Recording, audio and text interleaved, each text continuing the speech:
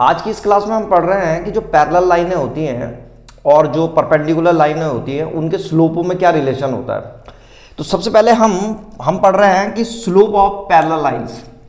तो यहाँ पे मैंने एक डायग्राम बना रखा है और इसमें दो लाइनें हैं ए बी और सी डी जो कि आपस में पैरेलल है। तो इनके स्लोपों में क्या रिलेशन होगा ये देख रहे हैं हम। तो यहाँ अगर हम ध्यान से देखें तो ये जो लाइन है ए बी और ये सी डी ये दे रखा है उसने कि ये पैरेलल है। तो अगर ये लाइनें पैरेलल हुई तो पॉजिटिव एक्स एक्सिस से ये वाला जो एंगल होगा अगर ये थीटा हुआ तो इस लाइन का भी जो पॉजिटिव एक्स एक्सिस से जो एंगल होगा वो थीटा होगा, क्योंकि दोनों लाइनें पैरेलल हैं आपस में और ये क्रॉसपॉन्डिंग एंगल होंगे। और क्रॉसपॉन्डिंग एंगल जो है पैरेलल लाइंस के लिए कैसे होते हैं, इक्वल होते हैं, तो इसलिए ये इक्वल होगा।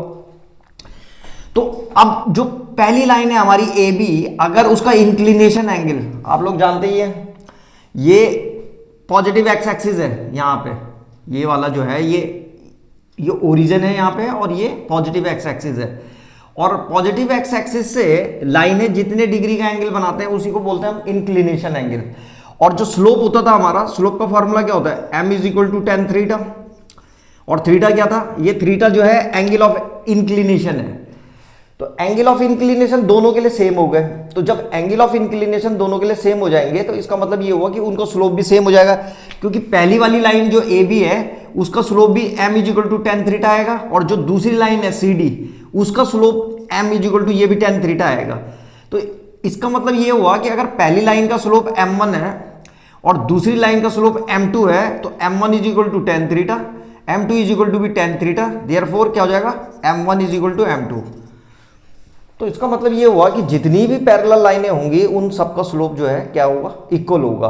तो if A B and C D are two parallel lines then slope of these two lines are equal.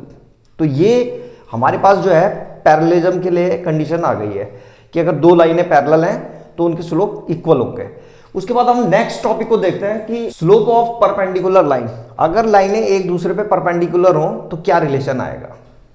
यहाँ पे एक डायग्राम है, इसमें दिखा रखा है हमने कि ये दो लाइनें हैं। मान लीजिए ये वाली जो लाइन है ये ए बी है, ये वाली ए बी, यहाँ पे लिख दिया मैंने ए बी, और एक ये दूसरी लाइन है सी डी। यहाँ पे सपोज करो ये सी है और ये डी है। ये दोनों लाइनें एक दूसरे को जहाँ पे इंटरसेक्ट करती हैं ये 90 डिग्री है, यानी कि एक दूसरे के परपेंडिकुलर है। यहाँ पे 90 डिग्री पे एक दूसरे को क्या करती हैं, इंटरसेक्ट करती हैं। मान लीजिए कि ये जो ए बी है लाइन, इसका स्लोप है m1 और दूसरी वाली जो लाइन है सी डी इसका स्लोप है m2। और ये जो पहली वाली लाइन है ए बी, इसका जो x axis positive x axis से इंक्लिनेशन एंगल है मान लीजिए θ1 है, और ये जो दूसरी लाइन है सी डी इसका एंगल है θ2। ऐसे करके ले लेते हैं, ये θ2 है। तो यहाँ पे ये ट्रायंगल दिख रहा है तुम लोगों को, ये एक्सटीरियर एंगल हो गया θ1। तो θ1 = क्या हो जाएगा, एक्सटीरियर एंगल = होता है sum of two opposite interior angle. तो 90 + θ2 हो जाएगा, ये ऐसे करके आ गया। अब दोनों साइड में 10 ले रहा हूं तो यहां पे आ जाएगा tan θ1 = tan 90 + θ2, ऐसे करके आ जाएगा। और tan θ1 क्या है, तुम लोगों को पता है tan θ1 जो है पहली लाइन का स्लोप है, तो इसको m1 लिख दो, ये तो हो गया m1 = अब tan 90 + θ जो होता है ये होता है माइनस का cot θ। ठीक है, ये तुम्हारे पास ट्रिग्नोमेट्री में एक फॉर्मूला है कि tan 90 + θ = -cot θ। तो यहाँ पे लिख दिया इसको मैंने -cot θ, और ये θ2 है इसलिए यहाँ पे θ2 लगा दिया। तो m1 = हो गया हमारे पास 1/tan θ2, ऐसे लिखा जा सकता है। ऐसे तुम लोग जानते ही हो cot θ = 1/tan θ होता है। तो यहाँ पे cot θ2 है तो यहाँ पे 1/tan θ2 हो जाएगा। और tan θ2 क्या है, दूसरी लाइन का स्लोप। तो इसका मतलब ये हुआ कि m1 = -1/m2 आ गया हमारे पास, इसकी जगह पे मैंने m2 रख दिया। तो हमारे पास कंडीशन आ गई है, इस m2 को अगर मैं यहाँ भेज दूँ तो m1 × m2 = -1।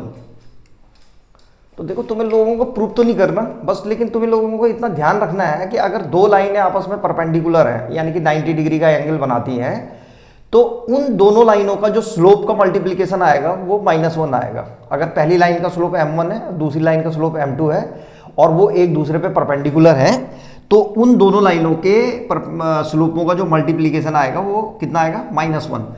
तो दो कंडीशंस हैं तुम्हारे पास लाइनों के लिए, एक पैरेलल लाइन के लिए, पैरेलल लाइनों में स्लोप इक्वल होते हैं, और परपेंडिकुलर लाइनों में जो है उन दोनों का मल्टीप्लिकेशन -1 आता है। तो अब एक्सरसाइज सॉल्व करना शुरू करते हैं।